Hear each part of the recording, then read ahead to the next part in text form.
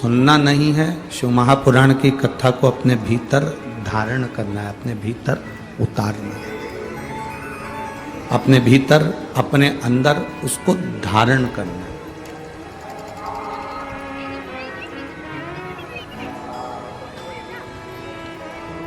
अब धारण करना किसको कहा गया? मतलब कथा सुनकर केवल एक कान से सुनी, एक कान से निकाल दी, एक कान से श्रवण करी, दूसरे कान से निकाल दी।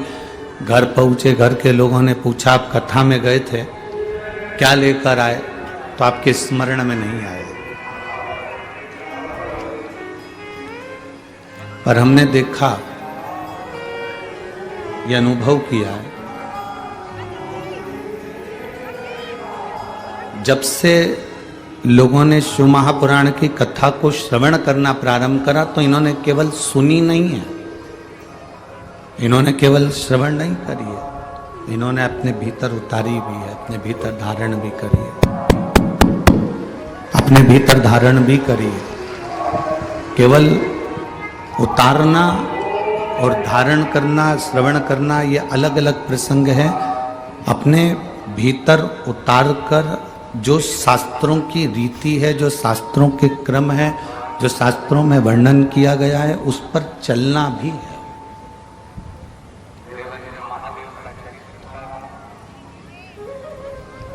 अभी तक लोग जितनी कथाएं सुनते थे, कथा श्रवण करते थे, वो सारी कथा लोग केवल सुनते थे पर अंदर धारण नहीं करते थे।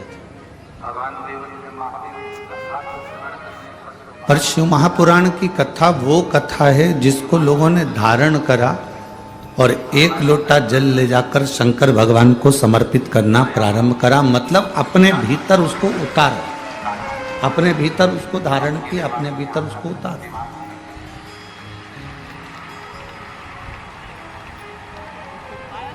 और आज छोटे से छोटा बच्चा क्यों ना हो, छोटे से छोटा व्यक्ति क्यों ना हो, छोटे से छोटा एक बच्चा 5 साल का, 6 साल का, 10 साल का बच्चा भी हाथ में एक लोटा लेकर शिव मंदिर जाने के लिए जागरूक है।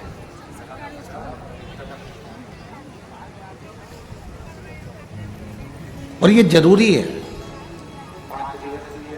आप गुरु के दरवाजे तक जा रहे हो, गुरुद्वारे तक जा रहे हो, आप मंदिर के द्वार तक जा रहे हो, मंदिर के द्वार तक पहुंच रहे हो, आप किसी संत सदगुरु की शरणागति तक पहुंच रहे हो, तो ये एक आपके जीवन का एक आनंद है।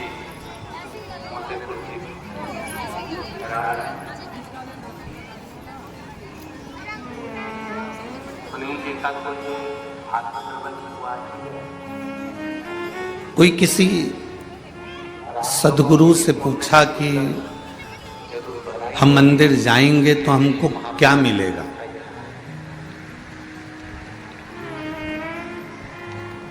हम मान लो मंदिर गए तो हमको क्या मिलेगा? एक सदगुरु से किसी ने पूछा, एक संत से, एक सदगुरु से, एक गुरु से, एक साधु से, एक तपस्वी से, एक साधक से, एक उपासक से किसी ने पूछा, क्या मान लो हम मंदिर गए,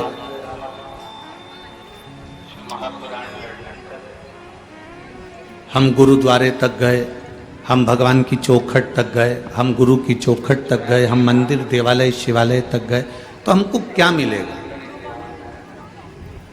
अब कोई कहे कि तुम्हें वहाँ भगवान मिल जाएगा, कोई कहेगा तुम्हें वहाँ गुरु का दर्शन मिल जाएगा, कोई कहे तुम्हें वहाँ पर प्रसाद मिल जाएगा, कोई कहे तुम्हें वहाँ पहुंचकर बहुत सारा वैभव मिल जाएगा, कोई कहे कि तुम गुरु के दरवाजे तक जाओगे, भगवान के दरवाजे तक जाओगे, गुरु के द्वार तक जाओगे तो तुम्हें बहुत सारा धन, वैभव, सत्ता, पैसा, दौलत सब मिल जाएगी। तो ये शिव महापुराण की कथा नहीं कहती। शिव महापुराण की कथा कहती है जिस दिन आप भगवान के मंदिर, देवालय, शिवालय, गुरु के द्वार तक जिस दिन तुम जाना प्रारंभ कर देते हो, उस समय पर तुम्हारे मन में जब भगवान के दरवाजे पर, गुरु के द्वारे तक जाने का मन में जब विचार आ जाता है तो ये समझ लेना कि धन दौलत तो एक कोने में पड़ा रहे, उस गुरु की और परमात्मा की जब दृष्टि हो जाती है तो आप वैसे ही अरबपति बन जाते हो। करोड़पति की तो बात ही दूसरी है।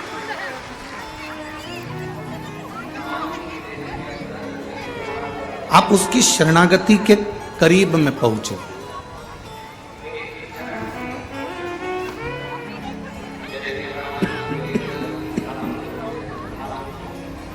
आप उसके नजदीक पहुंचे हो, आप उसके करीब पहुंचे हो। चलो एक बात और सरल भाषा में लो। एक छोटा सा पोता दादाजी की गोद में बैठता है तो उसकी जेब का पेन लेके उठता है। बोलो सही है कि गलत? उसकी जेब में कोई डायरी रखी है तो डायरी निकाल लेता है। बोलो सही है कि गलत? दादाजी की गोद में बैठा है तो मोबाइल रखा है तो मोबाइल निकाल लेगा, डायरी रखी है डायरी निकाल लेगा, पेन रखा है पेन निकाल लेगा। और दादी की गोद में बैठा है तो उसके पास में जो पर्स में डब्बियां रखी है, लौंग की डब्बी है, इलायची की डब्बी है, सुपारी की डब्बी है, तंबाकू की डब्बी है, उसके उसके उसके पर्स में, उसके बैग में जो जो सामान होगा। छोटा सा बैग है तो उसकी चेन खोलेगा, दादी के पास बैठेगा, माँ के पास बैठेगा, चेन खोल के उसमें जो जो सामान होगा, उसका भले वो लाली लिपस्टिक क्यों ना, जो भी सामान उसके बैग में होगा वो उस बैग में से निकाल ले। बोलो सत्य है कि गलत है? जम के तो बोलो जरा। ठीक है। दादाजी की गोद में बैठा तो दादाजी का कुछ ना कुछ सामान लेके उठा। दादी की गोद में बैठा तो दादी का कुछ ना कुछ सामान लेके उठा। नानी की गोद में बैठा तो कुछ ना कुछ सामान लेके